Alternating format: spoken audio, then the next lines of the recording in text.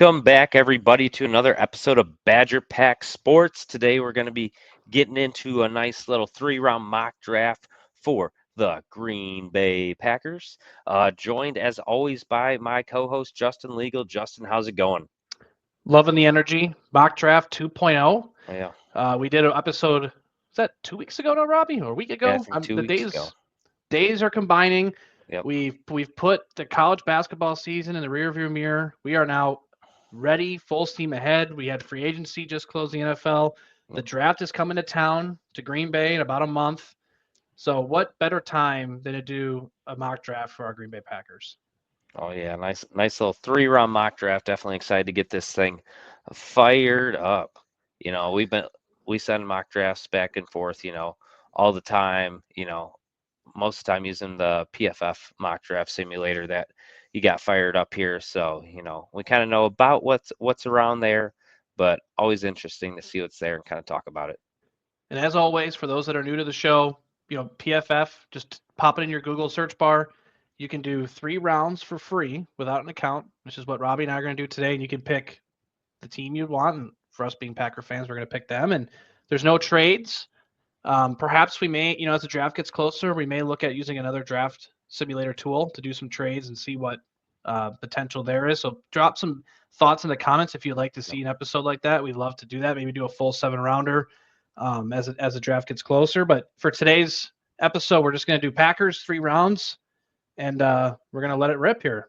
And Right. we'll let the draft kind of come down to our pick, and then maybe we Yep. scroll up and just talk about some of the names that pop off the list. Okay, so Yep. let's do that. Yep. So Cam Ward going number one seems to make sense. I've seen Shador Sanders going two. They need a quarterback in Cleveland, so that makes sense. Well, that's Abdul. interesting too, because remember last episode he fell completely out of the first round, and Yep. I was shocked. So to see him back at 2, that's the the volatility behind Shador Yep. Sanders is something interesting to follow. Yep. Then Abdul Carter going three makes sense. Good Stud. pass rusher. They just signed Russell Wilson. And Dangerous. yeah, yeah. Giants country. Let's cry. So I did see that today. I like that. yeah, How about Ashton Travis. Genty coming to 5? Yeah, I that don't know that one's about shocking. that. I've seen him going at 6. That's normally where he goes. I've seen him going to the Raiders. Going with Johnny Barron. Wow. yeah. I was gonna say Jody Barron. I mean, I think they got to update this. I'm guessing Jody Barron will still fall a little, or not Jody Barron. I thought you were talking Campbell, but yeah, Oh. Barron's up there. I know the guy who runs the PFF simulator really likes him. So Well, and one thing to note, and I did see before I started, this was updated on the 21st, yep, so a couple days ago. We're on the 25th for those watching here. yep. But Let's yeah, see. Jahad Campbell, Robbie. Let's take a moment here. I know you want to. We had some unfortunate news. Maybe fortunate for the Packers, some value, but he did tear his labrum after Yeah. the combine. Robbie, I think you have an idea maybe why he tore his labrum, hitting those bags a little too Yeah, hitting hard. those bags so hard, man. I mean, it sounded so good. Sounded so good. Different than there's like this.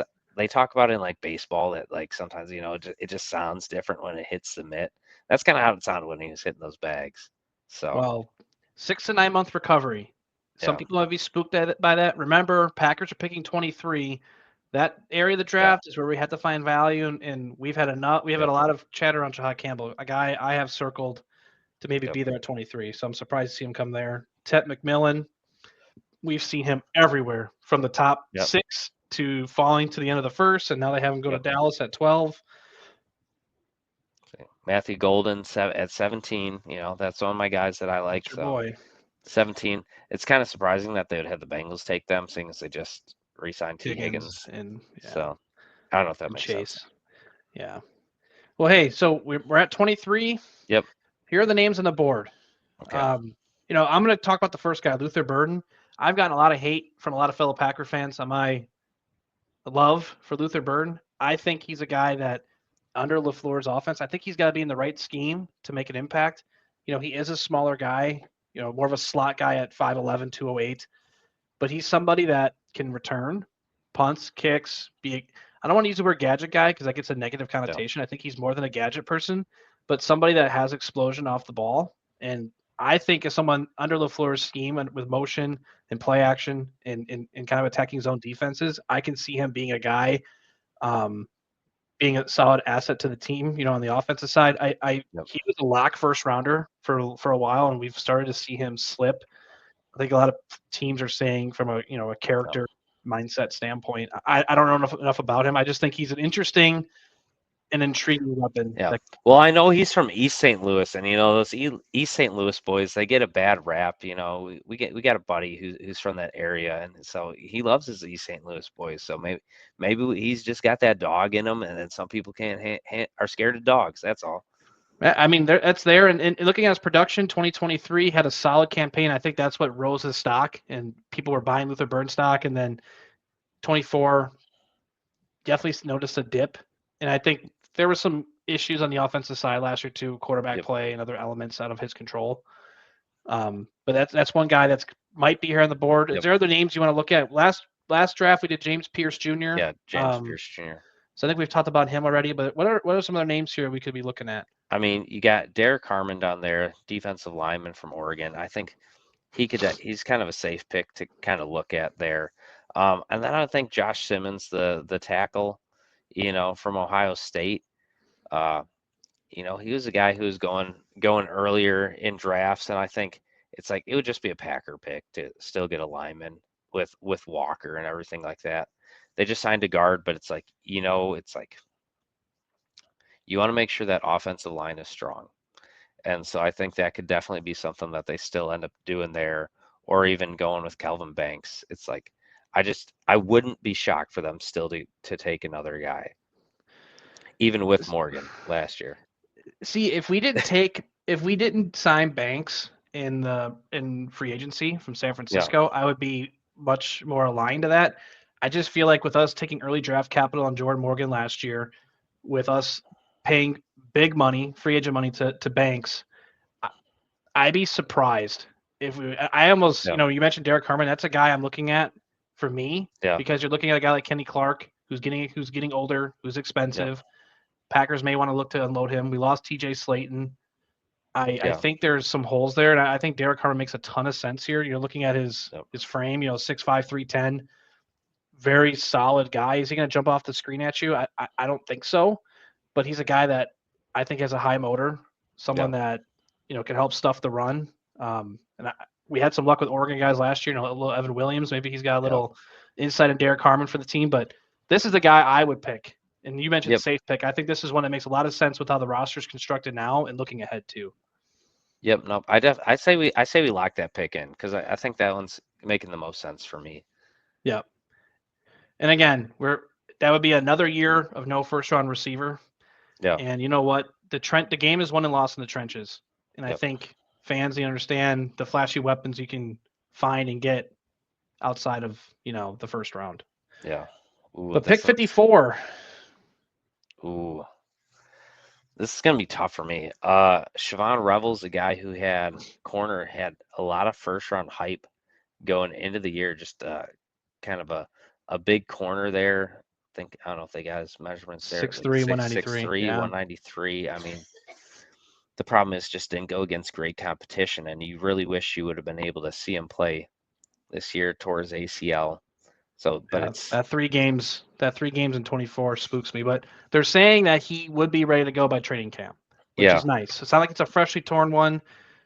And honestly, in this day and age, a torn ACL is almost like a pulled hamstring in a sense where it's like most guys come back from it, except for David Bakhtiari. yeah. I was just about to Too say the soon. same thing. Too Yeah, soon.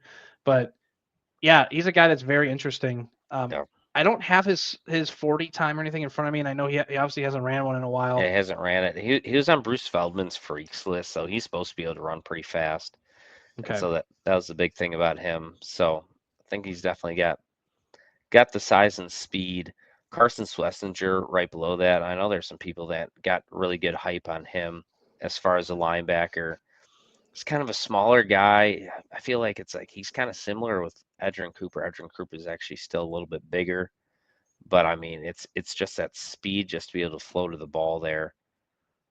Um, I think the guy that I normally go with in this situation, I normally go with Darian Porter. I know he's a little bit of an older prospect, but I mean, just played well last year. I don't think that height's right. I don't think he's 6'4". I think he was like 6'2" at the combine, I feel like. Yeah, I can pull that up quick here. But I mean, he was able to run the 40. I'd say He's six between four. him and Maxwell Hairston, they their speed definitely played there. Yeah, I think Iowa State's one of those dating app schools where they always list their guys as taller. That could be. I mean, I'm looking at different ESPN, Iowa State site, the NFL Combine site showing him as 6'4". So, Okay. um, who knows? Yeah. I don't know when Iowa State's pro day is, but But you no, know, I'm with you. It's former receiver there, so definitely saw the ball skills, just kind of catching stuff out of there. 4.340, So quick. yeah, Kind of gives you that Sam Shields vibe, where it's like yeah, wasn't a corner by trade. Obviously, Sam Shields, I believe, he was undrafted, so that's like yep. a no. We're not Undrafted picking coming out him. of Miami. Yeah, But I get that vibe, and I'm looking here at the yeah, combine now. It's saying he was 6'3" at the combine, so let's call him yeah. 6'3". Six Still a three makes sense. great size. Yep, With the future of Jair Alexander up for grabs.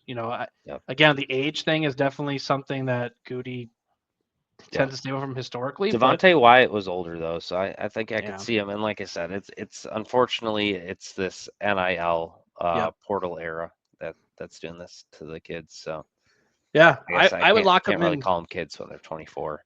So Yeah, I yeah, would I would I would lock him in too. Just before we do that, yep, just some other names here. Benjamin Morrison, I think, is yeah, just from a corner very. We talked about him in previous episodes. yeah, Hip injury. It's scary. I would stay away, especially when you have guys like Porter on the yeah, board. Jared Ivey's another guy as an edge that's been looked at. yep, Definitely has a prototypical size. Um, there's just some concerns about consistency, yeah, off the ball. yep. And going Harmon and then Ivy, I think I don't know, it's Yeah. hard for me to do that. I think that's just my mentality. I say we go with Porter. Yep, Darian Porter and Xavier Restrepo, the 4.76 Oh yeah, 40. yeah, Yeah, again, yeah. look, I brought up receiver just because that's going to be a position Yeah. a lot of fans are going to be looking at. Ladarius Gunter ran faster than that. Yeah, and we saw what Julio Jones did to that poor guy. I think Julio Jones is still running laps Yeah. around Ladarius Gunter. But yeah, let's lock in And I Darian bring that Porter. up because Gunter went to Miami as well. That was the Ah, connection there. got it. Let's see what we got coming here at 87. All right, so let's just do a quick recap. We have Derek Harmon, interior defensive line. Darian Porter as a corner. Robbie, do we start thinking offense here to help Jordan Love, to help Matt LaFleur on that side of the ball? I mean, what do we have here? Offensively, you got Royals, who I know you've liked before. Mm-hmm. Uh, Yeah, he can play both slot and the outside. I mean, at 6 foot, you probably want to see him more on the inside. You just wonder with Utah State. We've had luck drafting guys from smaller schools. Devontae Adams, Fresno State, James Jones. I think he was San yeah, Diego State. There's other guys I'm definitely missing. So don't. I was waiting for you to bring up the Utah State connection, Jordan Love. Well, there's that too. I wanted you to bring that up. But Yeah, yeah, I mean, again, a teed you up for guy. me. Yeah, and look at his production. He played 7 games, so definitely some Yeah, injury concern this past year. If you look at the snap differential, though, 64 in the slot, 226 on the outside. yeah, So in college, he lined up on the outside. So I like the versatility there. Yards per reception, 15.3, so showing that he has some yeah, explosion in this game. 15 touchdowns and 23 when he played a full season. I think he's kind of a boomer bust guy. I feel like he can yeah, come in and be just a guy, or he can come in and light the world on fire. So I like the potential with Royals. yeah. Again, it's just what the board offers. And another guy, Savion Williams. Savion Williams, yeah. I've liked him earlier Hey, on. As I've there's unpacked talent him a little bit there. more, yeah. There's definitely talent there. Like I said, though, 600 yards receiving, 600 yards rushing, which is very impressive. But it's like, it's one of those things where they wanted to get the ball in his hands, but I think just Jack Besh, that to me means he was the better receiver. So, Mm-hmm. Yeah, and oh, he feels more like a gadget guy to me. I do love yeah, his size though at 6'5". I mean, Yeah. That's I mean, that's you look at something. it. I mean, Cordell Patterson's obviously going to be the big comp for him. Yeah. He actually, it's like he had a good career. So it's like in the third round, do you want a guy who's going to be able to play in the league for a while? Also, I mean, I know I did a mock draft that I sent you with DJ Giddens. I think that could be. He ran faster than I thought he was going to run for the 40. I think he ran around a 4.4. And it's one of those things that he seems to be a pretty smooth back, but just you have Josh Jacobs. I think you're focusing on the run a lot. And so, like, can you trust Marshawn Lloyd, behind Josh Jacobs?